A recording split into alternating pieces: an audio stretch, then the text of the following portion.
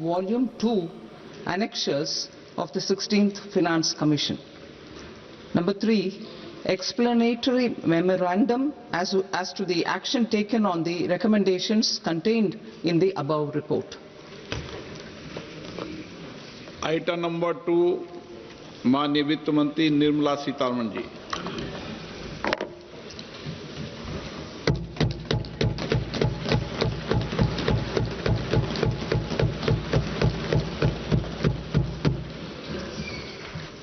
Honorable Speaker, sir, on the sacred occasion of Magh Purnima and the birth anniversary of Guru Ravidas, I present the budget for the year 2026-2027. Since we assumed office 12 years ago, India's economic trajectory has been marked by stability, fiscal discipline, sustained growth, and moderate inflation.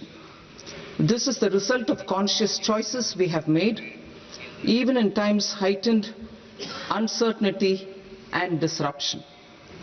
Our government, led by Honorable Prime Minister Modi, has decisively and consistently chosen action over ambivalence, reform over rhetoric, and people over populism.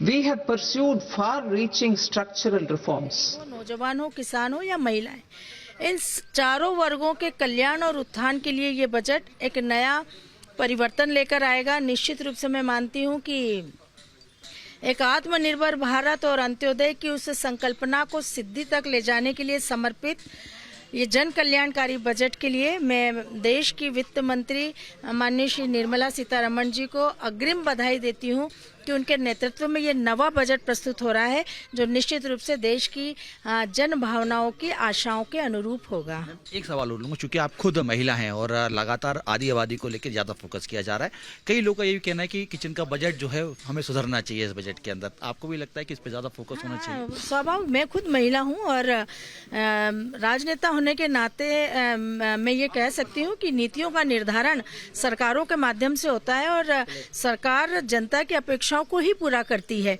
और चूंकि मध्यम वर्गीय परिवारों में महिलाओं की सबसे बड़ी मुश्किल यही होती है कि उनकी रसोई हमेशा भरी रहे, और इस दृष्टि से देश की महिलाओं की इस चिंता का विशेष ख्याल हमारी वित्त मंत्री जी, जो स्वयं एक महिला है, इस बजट में जरूर रखेंगी। इसके अलावा युवाओं की बात करें, खासतौर मध्य प्रदेश को क्या कुछ मिलने की उम्मीद जताई जा रही है? क्योंकि मध्य प्रदेश में सिंहस्थ की बात करें, उसकी तैयारी भी लगातार चल रही है, और भी मध्य प्रदेश को, क्योंकि विकास एक अग्नि प्रदेश की तरफ आगे हमें लेके जाना है। बहुत सारी सौगातें, आप बजट आने दीजिए, एक बार बजट आ जाए उसके बाद फिर उस पर भी चर्चा करेंगे, पर मुझे पूरा विश्वास है कि मध्य प्रदेश के लिए भी बहुत अनुकूल बजट होगा। बजट के बाद एक बार फिर से जुड़ेंगे मैम आपसे। कहीं ना कहीं सीधे तौर पर यही कहना है मध्य प्रदेश की मंत्री हैं कृष्णा गौर की, मध्य प्रदेश को काफी कुछ बेहतर मिलने जा रहा है और मध्य प्रदेश सहित पूरे देश में चूंकि रहेगा।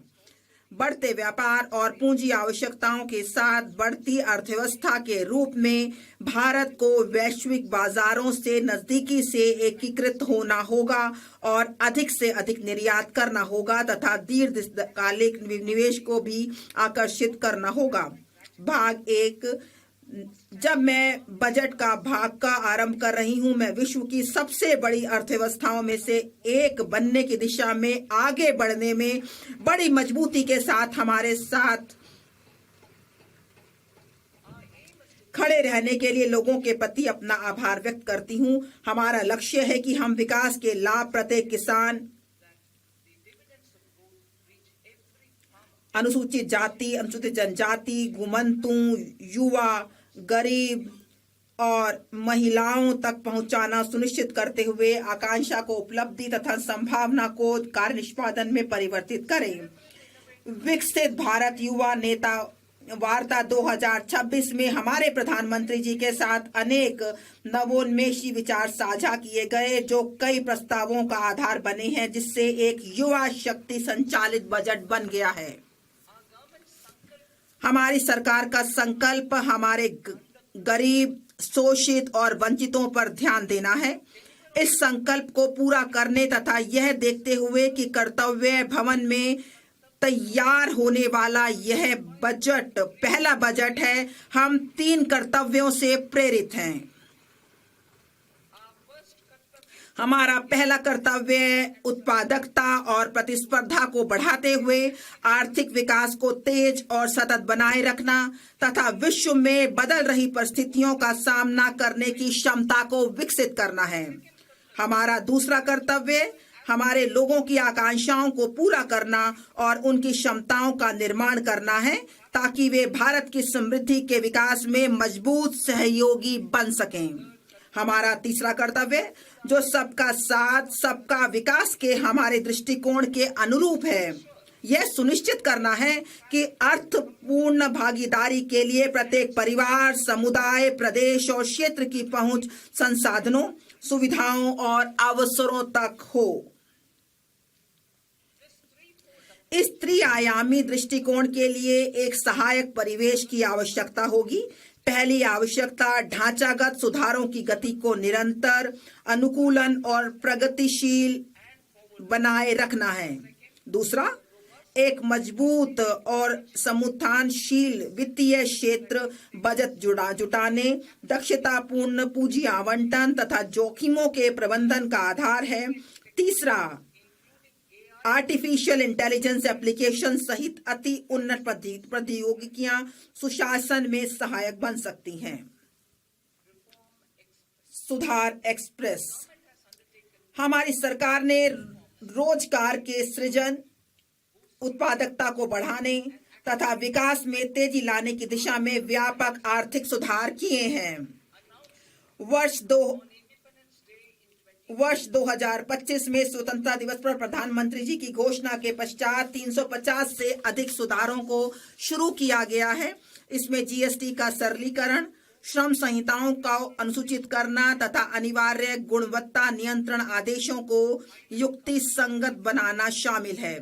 उच्च स्तरीय समितियां गठित की गई हैं तथा इसके साथ साथ केंद्र सरकार राज्य सरकारों के साथ मिलकर विनियमन हटाने तथा अनुपालन संबंधी अपेक्षाओं में कमी लाने की दिशा में काम कर रही है। सुधार एक्सप्रेस अपने मार्ग पर चल पड़ा है और यह हमारे कर्तव्य को पूरा करने में मदद के लिए अपनी गति बनाए रखेगा। अब मैं विशिष्ट प्रस्तावों की ओर बढ़ती हूँ। पहले कर्तव्य के तहत आर्थिक विकास में तेजी लाने और इसे बनाए रखने के लिए हमारे पहले कर्तव्य के अंतर्गत मैं 6 क्षेत्रों में पहलों का प्रस्ताव करती हूँ। पहला, 7 रणनीतिक और अग्रणी क्षेत्रों में विनिर्माण को तेज करना। 2, विरासत के औद्योगिक क्षेत्रों का कायाकल्प करना। 3, चैंपियन एमएसएमई का निर्माण करना। 4, अवसंरचना को सशक्त प्रोत्साहन प्रदान करना। 5, दीर्घकालिक ऊर्जा सुरक्षा और स्थायित्व सुनिश्चित करना। 6, शहर आर्थिक क्षेत्र विकसित करना।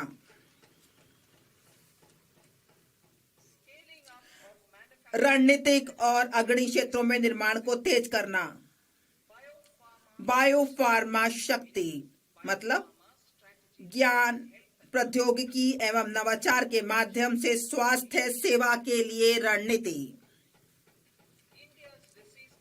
भारत का रोग बोझ गैर संक्रामक बीमारियों जैसे कि मधुमेह, कैंसर, ऑटोइम्यून डिसऑर्डर की ओर बढ़ते हुए देखा गया है। किफायती लागत पर गुणवत्ता के साथ दीर्घायु जीवन के लिए जैविक दवाएं महत्वपूर्ण हैं। भारत को एक वैश्विक बायोफार्मा विनिर्माण केंद्र के रूप में विकसित करने के लिए मैं अगले 5 वर्षों में 10,000 करोड़ के परिव्यय के साथ बायोफार्मा शक्ति का प्रस्ताव करती हूँ।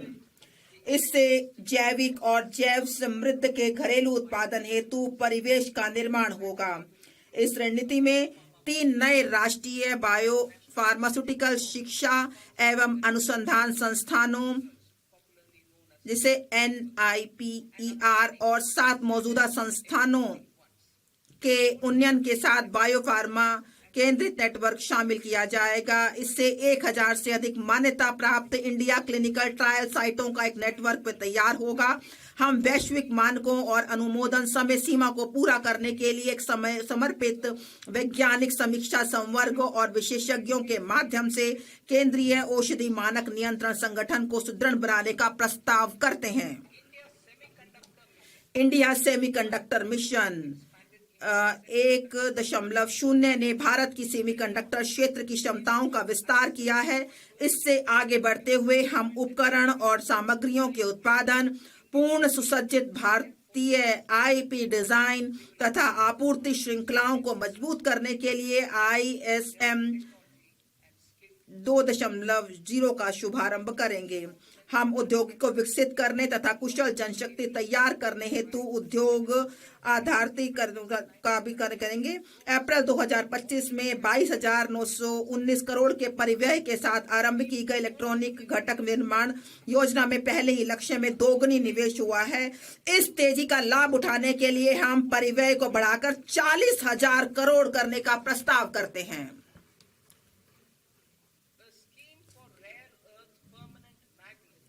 नवंबर 2025 में rare earth permanent magnet scheme आरंभ की गई थी। अब हम खनन, प्रसंस्करण, अनुसंधान और विनिर्माण को बढ़ावा देने के लिए समर्पित दुर्लभ खनिज कॉरिडोर स्थापित करने हेतु खनिज संपन्न राज्यों ओडिशा, केरल, आंध्र प्रदेश और तमिलनाडु की सहायता करने का प्रस्ताव करते हैं। घरेलू रासायनिक उत्पादन बढ़ाने और निर्यात निर्भरता कम करने के लिए हम क्लस्टर आधारित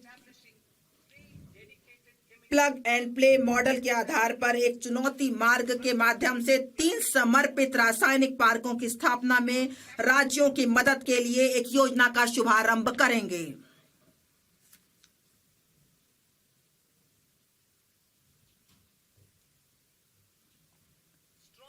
मजबूत पूंजीगत वस्तु सामर्थ्य सभी देश क्षेत्रों में उत्पादकता और गुणवत्ता का निर्धारक है।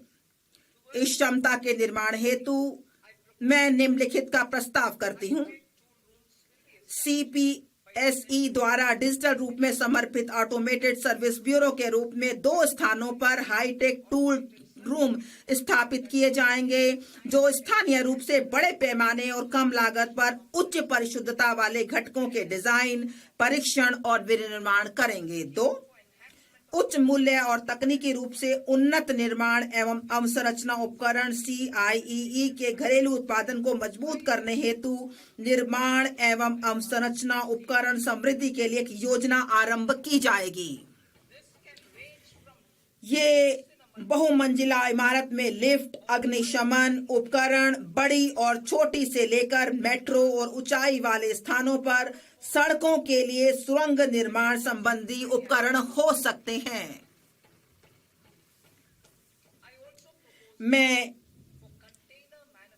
5 वर्ष की अवधि के लिए 10,000 करोड़ के बजटीय आवंटन के साथ वैश्विक प्रतिस्पर्धा कंटेनर विनिर्माण परिवेश तैयार करने हेतु एक कंटेनर निर्माण योजना का भी प्रस्ताव करती हूँ। श्रम गहन वस्त्र क्षेत्र के लिए मैं 5 उपभागों के साथ एकीकृत कार्यक्रम का प्रस्ताव करती हूँ। 1, रेशम, ऊन और जूट जैसे प्राकृतिक फाइबर, मानव निर्मित फाइबर और नए युग के फाइबरों में आत्मनिर्भरता हेतु राष्ट्रीय फाइबर योजना। मशीनरी प्रौद्योगिकी यूनियन और सामान्य प्रशिक्षण एवं प्रमाणन केंद्रों के लिए पूंजीगत सहायता के साथ पारंपरिक क्लस्टरों के आधुनिकीकरण के लिए वस्त्र विस्तार एवं रोजगार योजना। 3, मौजूदा योजनाओं को एकीकृत एवं सुदृढ़ करने और बुनकरों एवं कारीगरों के लिए लक्षित सहायता सुनिश्चित करने के लिए राष्ट्रीय हथकरघा एवं हस्तशिल्प कार्यक्रम। वैश्विक रूप से प्रतिस्पर्धी और धारणीय वस्त्र परिधानों को बढ़ावा देने के लिए टैक्स इको पहल। उद्योग जगत और शैक्षणिक संस्थानों के सहयोग से वस्त्र कौशल परिवेश के आधुनिकीकरण और उन्नयन के लिए समर्थ 2.0। आपके मोबाइल पर तुरंत आएगी ब्रेकिंग न्यूज। स्क्रीन पर सबसे पहले दिखेगी बड़ी खबर।